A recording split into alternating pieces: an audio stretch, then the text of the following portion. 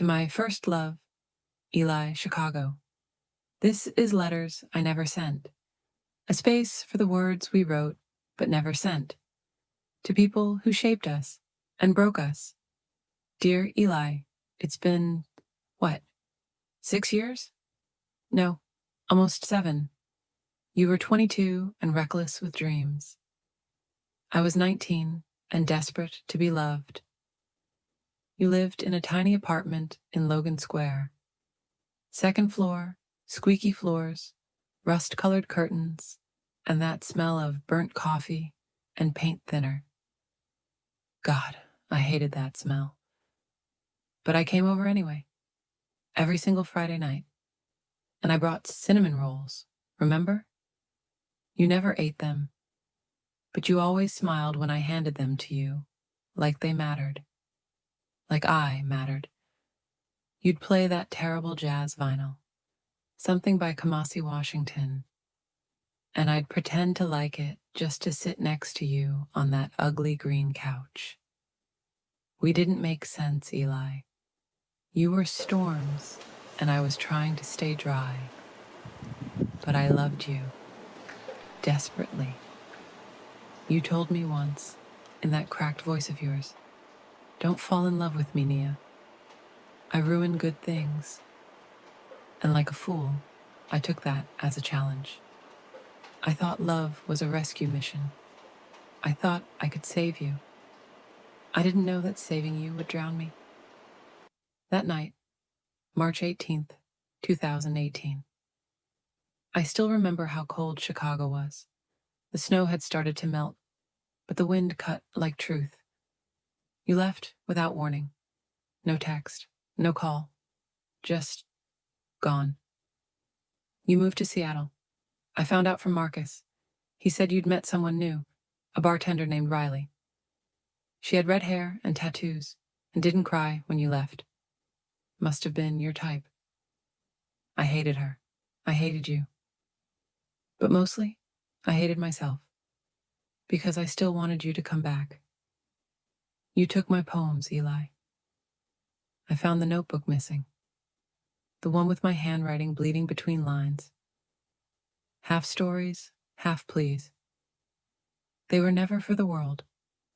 Just for you. And you didn't even say goodbye. I had to rebuild myself from scraps. From nights on my bathroom floor, sobbing into towels so my sister wouldn't hear.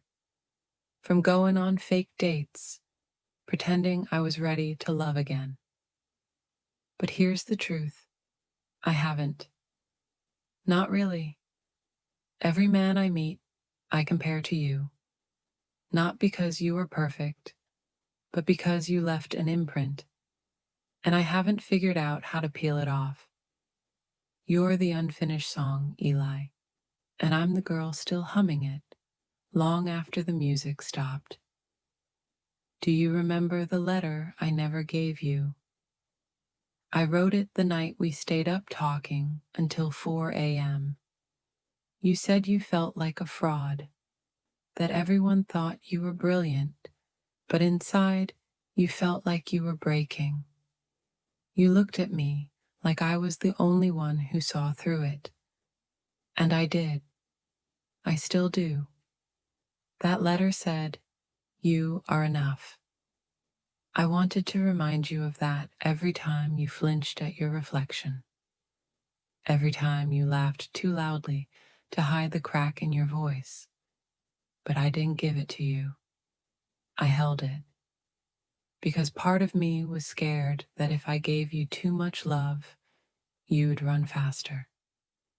I was right, wasn't I?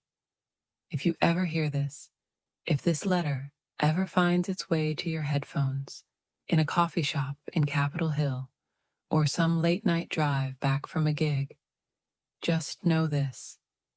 I forgive you, but I won't forget you.